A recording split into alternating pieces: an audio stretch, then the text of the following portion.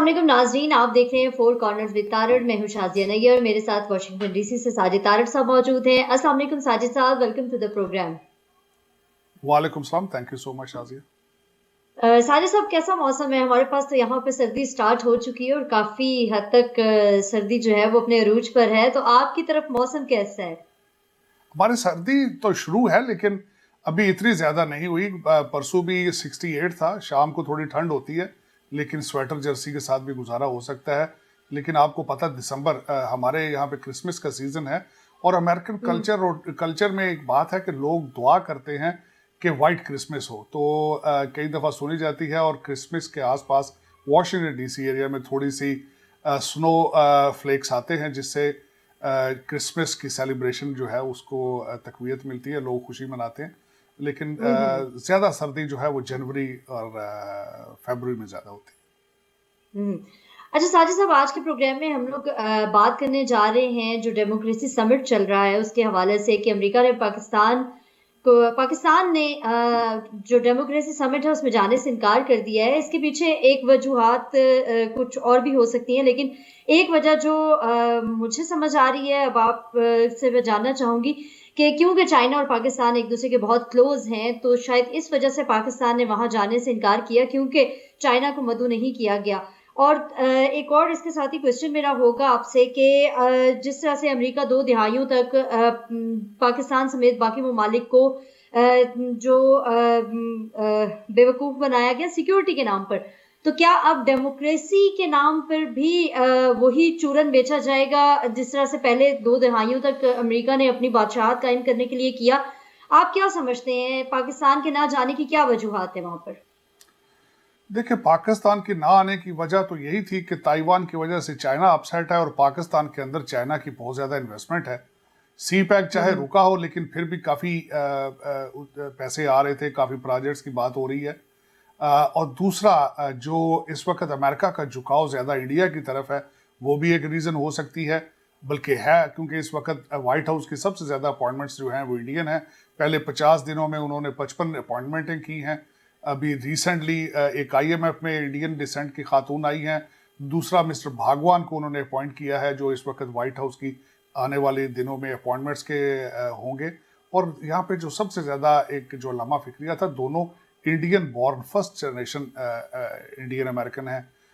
और उसकी वजह ये होती है जो इंडियन अमेरिकन फर्स्ट जनरेशन आते हैं वो वहाँ से ग्रो अप होके आते हैं और उनके अंदर से अपना इंडिया की तरफ झुकाव जो है वो निकलना बड़ा मुश्किल होता है। ये पाकिस्तान के लिए या पाकिस्तानी डायस्पोरा के लिए एक और सोचने वाली बात है। अब यहाँ पे जमहूरियत की तरफ आते हैं तो इस वक्त अमेरिका के अंदर जमहूरियत के हालात अपने बड़े ख़राब हैं। डोनाल्ड ट्रंप साहब जो हैं, जो पिछले प्रेसिडेंट थे, अभी तक उन्होंने इलेक्शन के रिजल्ट्स को नहीं माना। इस वक्त जो बाइडन जो हैं वो आधे अमेरिका के प्रेसिडेंट हैं। आधा अमेरिका ये समझता है कि उनसे इलेक्शन चोरी किया गया था, वो इलेक्शन जीते नहीं थे।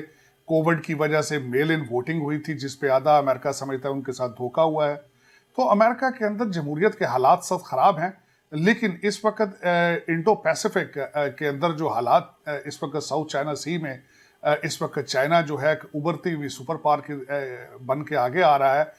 अमेरिका को तशवीश है उस पर, लेकिन इसको मेरे ख्याल में तशवीश से आगे ये नहीं जा सकते, क्योंकि जिस तरीके से हमारे जो बाइडन मरते बीमार हैं उसी तरीके से अब नज़र आ रहा है कि अमेरिका भी मरदे बीमार है। पेंटागन ने 18 नेवल एक्सरसाइजेज की हैं और उन 18 एक्सरसाइजेज में चाइना ने नेवल वॉर जीती। और एक यहाँ पे एक कॉरपोरेशन है, थिंक टैंक है, उसका नाम है रैंड कॉरपोरेशन। उन्होंने भी कई अपनी एक्सरसाइजेज की हैं, कंपैरिजन किया है अमेरिकन नेवी का और चाइनीज़ नेवी का, तो उसमें भी अमेरिका सारी जंगें नेवी से हार चुका है। इस वजह से इस अपनी पूरी पोजीशन को छुपाने के लिए अमेरिका को एक प्रोपेगेंडा चाहिए था। आपने देखा होगा कि पहले इस वक्त जो अमेरिका है वो समझता है कि डेमोक्रेसी का भी सबसे बड़ा अलंबरदार वही है। फिर दूसरा क्वेश्चन ये है कि ह्यूमन राइट्स का भी समझता है अमेरिका। ह्यूमन राइट्स को भी एक प्रोपेगेंडा टूल समझता है। बिल्कुल उसी तरीके से जमहूरियत को भी एक टूल की तरह इस्तेमाल किया जा रहा है। हालांकि इस वक्त जमहूरियत डिक्लाइन में है। जमहूरियत ना सिर्फ अमेरिका में डिक्लाइन में है जमहूरियत जहाँ भी है डिक्लाइन में है, क्योंकि इसमें रिफॉर्म्स नहीं की गई, करप्शन बुरे तरीके से इन्वॉल्व है। 3 एलिमेंट्स थे इस समिट के एक तो अथॉरिटेरियनिज्म, दूसरा करप्शन और तीसरा ह्यूमन राइट्स। इन तीनों चीज़ों का ना अमेरिका के पास इसका कोई सर्टिफिकेट ऐसा मौजूद है कि वो समझा जाए कि यहाँ पे जमहूरियत अच्छे तरीके से चल रही है, ना ह्यूमन राइट्स के यहाँ पे हालात हैं, और ना ही करप्शन यहाँ पे अमेरिका के अपने बैक यार्ड में बिल्कुल इसी तरह के हालात हैं कि इनके पास कोई ऐसी अथॉरिटी नहीं कि 110 मुल्कों को बुला के ये जमहूरियत की संदेन दें, उनको सर्टिफिकेट दें। ये एक इशू है जो कि एक इसी के साथ एक छोटा सा और क्वेश्चन करना चाहूंगी कि अमेरिका को ये ख्याल कैसे आया कि जमहूरियत के ऊपर समिट कराना चाहिए, और पाकिस्तान अगर इसमें नहीं जाएगा तो क्या पाकिस्तान को कोई नुकसान हो सकता है इसमें शिरकत ना करने का? देखें, इस वक्त अमेरिका सिवाय इस तरह का प्रोपेगेंडा करने के अलावा और कुछ कर भी नहीं सकता, क्योंकि मैंने जिस तरह बताया है कि अगर आज जंग होती है अमेरिका चाइना की, तो चाइना उसमें अमेरिका को बुरी तरीके से डिफीट करेगा। इस तरीके से इस वक्त अमेरिका के अंदर इंटरनल हालात बहुत ख़राब हैं। जो बाइडन साहब की पॉपुलैरिटी 30% के करीब है, तो इनको कोई ऐसे प्रोपेगेंडा टूल चाहिए था कि ताकि दुनिया में अपना बता सकें कि we are still a ruling country in the world, we are the sole superpower in the world। तो इन चीज़ों पे इनको ये सिर्फ एक टूल या एक मैकेनिज्म की ज़रूरत थी। और अब यहाँ पे अगर बात की जाए कि पाकिस्तान, तो पाकिस्तान का इस समिट में ना आना ये कोई पहला ब्लंडर नहीं है। पहले भी हमारी हुकूमतें 73 साल से ब्लंडर कर रही हैं, ये भी एक ब्लंडर ही होगा। इसको देखें, इनको रिजर्वेशन है अमेरिका के खिलाफ कि अमेरिका से कॉल नहीं बाइडन साहब करते, इंडिया की तरफ ज़्यादा टिल्ट कर रहे हैं, और कई अफगानिस्तान में डॉलरों की बारिश नहीं हो रही, और कई ऐसे इनको तहफ़्फ़ुज़ात हैं अमेरिका पे। लेकिन इसका एहतजाज करने के भी तरीक़ाकार हो सकते थे, या तो वहाँ पे कोई लो लेवल का डिप्लोमेट भेजा जाता लेकिन पार्टिसिपेट किया जाता। दूसरा ये था खान साहब वहाँ जाते, खुद वहाँ बोलने की कोशिश करते, तकरीर करते, और यही अपने एतराज़ात जो थे वो पूरी दुनिया को बताते। बल्कि खान साहब बार बार ये कह चुके हैं कि हमारे जो लीडरान हैं वो यहाँ से पैसे चोरी करके लंदन ले जाते हैं, बाहर ले जाते हैं। तो यही बात, करप्शन, यही उनका एक मैंडेट का हिस्सा था, एक तीसरा पॉइंट था उनका, तो उस पर शामिल होके जाके अपनी आवाज़ उठाते। लेकिन इन्होंने उस पर ना जाना मुनासिब समझा, जो दर हकीकत मुझे जो लगता है कुछ चाइना की तरफ से सिग्नल आया है, क्योंकि हमारे ज़्यादातर जो फैसले होते हैं वो डॉलर बेस होते हैं। हमें IMF से डॉलर आ जाएं तो हम अमेरिका के साथ हैं, हमें चाइना से पैसे मिल जाएं तो हम चाइना के साथ हैं। तो लेकिन इस पे मेरी हमेशा पाकिस्तान के लिए दुआ है कि पाकिस्तान को कोई पाकिस्तानी लीडर मिले, क्योंकि पिछले जिस तरीके से अगर 73 साल की हिस्ट्री पढ़ी जाए तो उसमें, और बिलखसूस आजकल जो हमारे 10 से 15 हज़ार रूलिंग एलीट है, उन सब के बच्चे बाहर हैं, उनकी जायदादें बाहर हैं, अकाउंट बाहर हैं, और वो पाकिस्तान के बारे में कोई अच्छा फैसला करने की सलाहियत नहीं रखते। मेरी ये दुआ होगी कि पाकिस्तान को कोई पाकिस्तानी लीडर मिले जिसका मरना जीना पाकिस्तान के साथ हो, और वो फैसला तभी कर सकेंगे पाकिस्तान के लिए जब उनको पता हो कि हमने यही रहना है, यही मरना है। इस वक्त तो देखा जाए तो इस्लामाबाद की बजाय आपका कैपिटल लंदन है।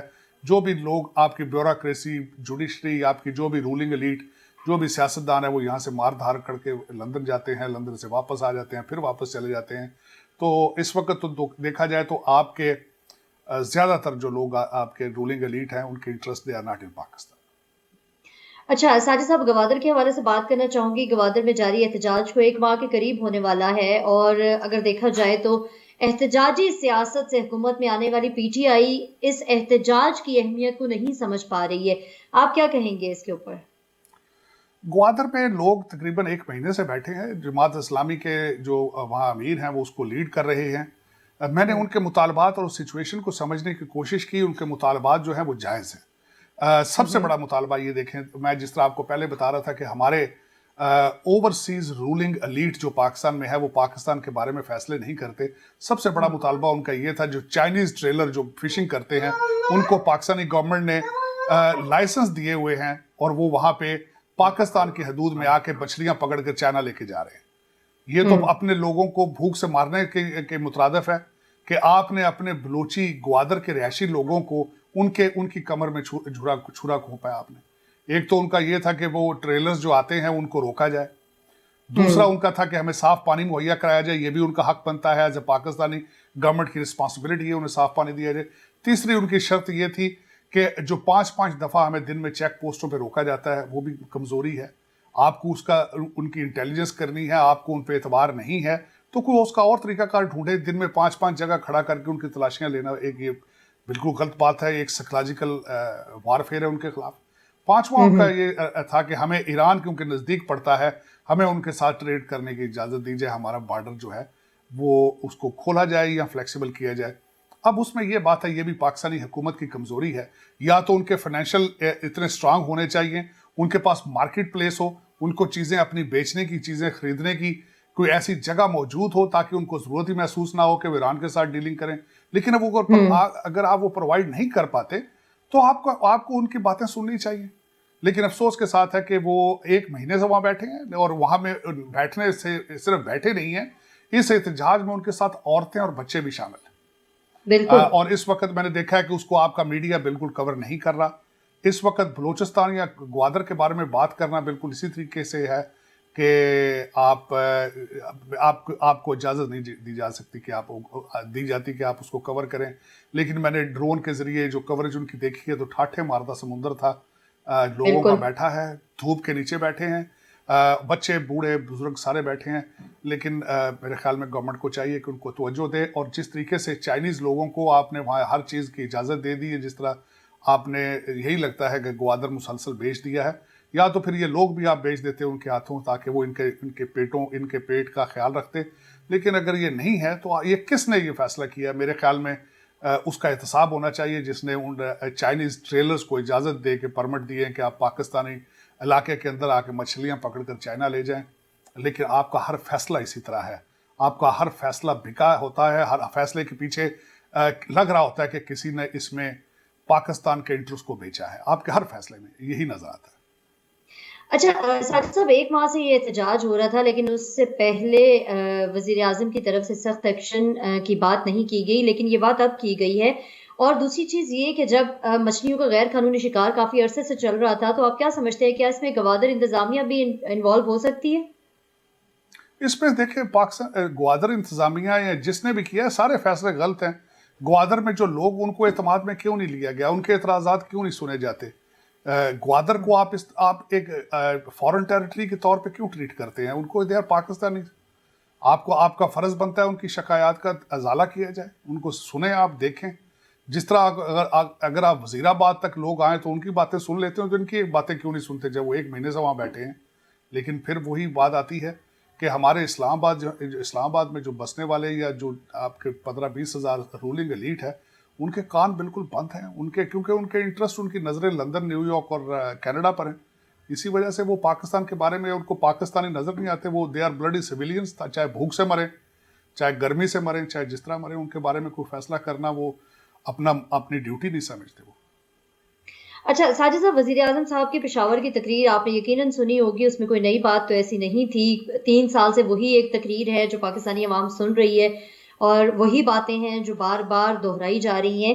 تو اس کے حوالے سے آپ کیا کہنا چاہیں گے کہ باتیں تو بہت ہو رہی ہیں, پریکٹیکل کچھ نہیں ہے؟ دیکھیں شازیہ, 2 چیزیں ہوئی ہیں. خان صاحب نے ریسنٹلی پشاور گئے ہیں, وہاں تقریر کی ہے, اور میاں والی گئے ہیں. پشاور جانے کے بارے میں مجھے ایک اعتراض یہ تھا, خان صاحب کو الیکشن کمیشن نے, کیونکہ اس علاقے میں الیکشن تھے, اور جہاں خان صاحب جاتے ہیں یا ان کے وزراء جاتے ہیں, ان کو ترقیاتی منصوبوں کی نظر میں رشوت دینے کی کوشش کی جاتی ہے, تو الیکشن کمیشن نے خان صاحب کو وہاں جانے سے منع کیا تھا. لیکن خان صاحب وہاں گئے ہیں, کیونکہ ریاست مدینہ کے ٹھیکیدار ہیں, وہ ریاست مدینہ کے ٹھیکیدار ہیں وہ, اور مستری بھی, اور سارے لگے ہیں, وہ نیا پاکستان بنا رہے ہیں, ریاست مدینہ بنا رہے ہیں. ان کے ایک مستری نے ڈی آئی خان میں اسی طرح اپنے بھائی کے الیکشن کے جلسے میں بھی بڑی زبردست تقریر کی, اور اسی ریاست مدینہ کے مستری کو کشمیر میں جب الیکشن تھے تو الیکشن کمیشن نے منع کیا تھا. تو میری 2 چیزیں اس پہ میں کہنا چاہوں گا کہ اگر آپ حضرت عمر کی مثالیں دیتے ہیں تو آپ الیکشن کمیشن کے فیصلوں کو کیوں نہیں سنتے؟ آپ لا اینڈ آرڈر کو توڑنا, اس کی دھجیاں اڑانا, آپ سمجھتے ہیں یہ جائز ہے؟ ایک تو مجھے یہ اعتراض تھا. دوسرا, خان صاحب نے وہاں ایک بہت بڑی پرجوش تقریر کی. انہوں نے کہا میں ہر ایک کی بات کر لوں گا, لیکن کرپشن جنہوں نے کی ہے ان سے بات نہیں کروں گا. خان صاحب, اس کا مطلب دراصل اس کا مطلب تو یہ ہے کہ آپ کو اپنی کیبنٹ سے بھی بات نہیں کرنی چاہیے, کیونکہ آپ کی کیبنٹ میں بھی بہت زیادہ کرپشن ہو رہی ہے. آپ کے ٹیبل کے اوپر بیٹھ کر لوگوں نے آپ کے وزیر اعظم فنڈ میں سے 40 ارب روپیہ لوٹا ہے, کووڈ فنڈ میں.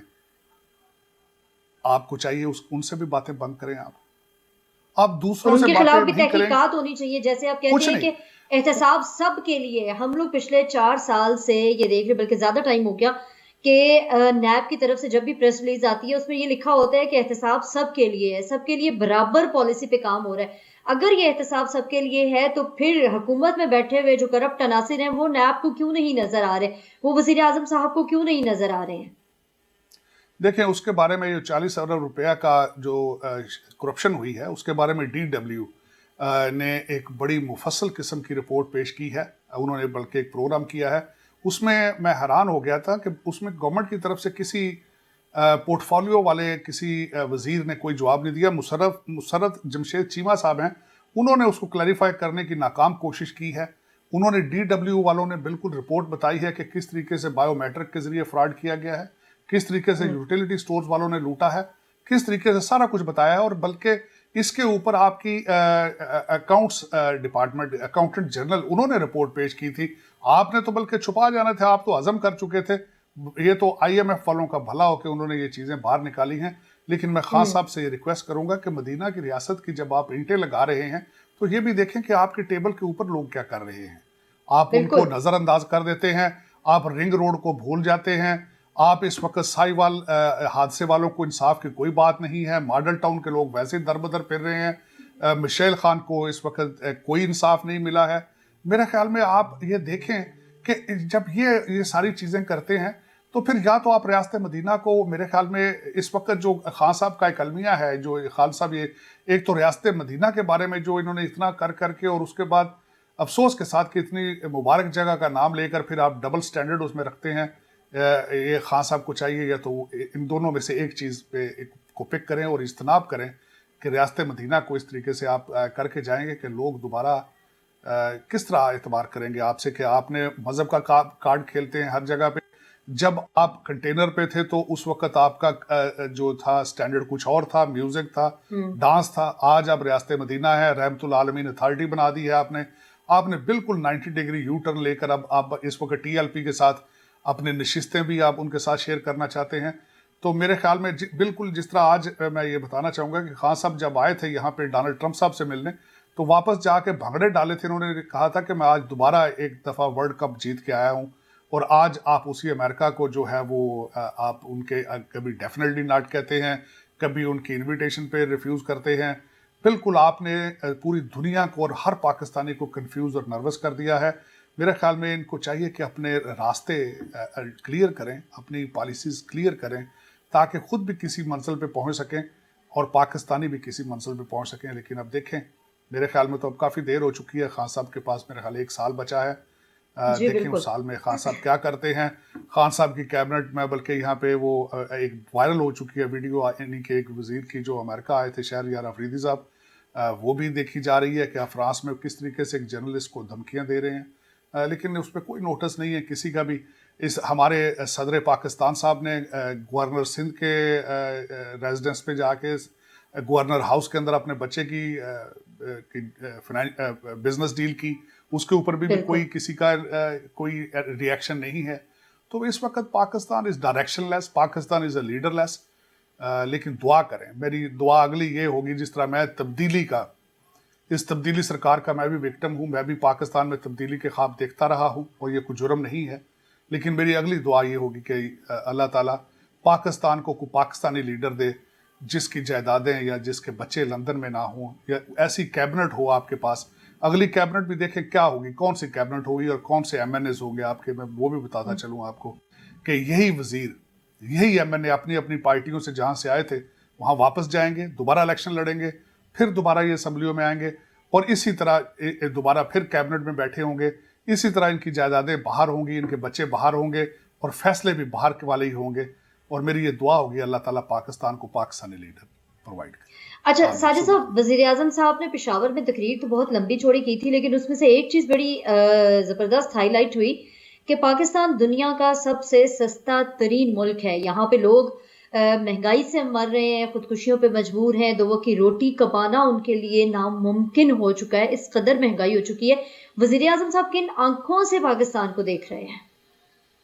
पाक वजीर आजम साहब, आप बिल्कुल सही कहा आपने, वजीर आजम साहब किसी दिन किसी जगह पे रुक के किसी ड्राइवर से उस पर पूछे कि तुम्हारे हालात क्या हैं, वजीर आजम अपने ड्राइवर से पूछ लें तुम्हारे हालात क्या हैं, अपने वजीर आजम हाउस है किसी चौकीदार से पूछ लें तुम्हारे हालात क्या हैं, अपने किसी खान सामे को जो उनको सर्व कर रहा है उससे पूछ लें कि तुम्हारा महीने का गुजारा किस तरह हो रहा है। तो मैं समझता हूँ उनको ज़्यादा सर्वे करने की ज़रूरत नहीं है, लेकिन ये खान साहब का भी कसूर नहीं है। जो भी वजीर आजम हाउस में जाता है वो अकबर बादशाह बन जाता है।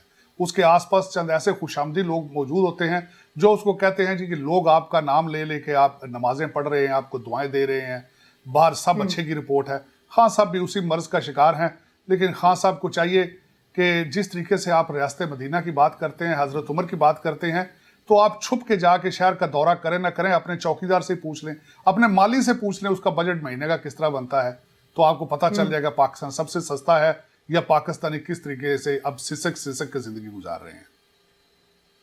बहुत शुक्रिया साजिद साहब कि आपने टाइम निकाला और बड़ा अच्छा आपने तज्जिया दिया, और ख़ास तौर पे पाकिस्तान का जो डेमोक्रेसी समिट में ना जाने का है उसके ऊपर आपने बहुत मुदल्लल किस्म की गुफ्तगू की। अगले प्रोग्राम में हम फिर कुछ टॉपिक्स के साथ हाजिर होंगे, जो करंट सिचुएशन होगी उसके ऊपर हम बात करेंगे। तब तक के लिए अपना बहुत ख्याल रखिएगा। मुझे और साजिद तारड़ साहब को इजाज़त दीजिए। अल्लाह हाफिज़। पाकिस्तान जिंदाबाद।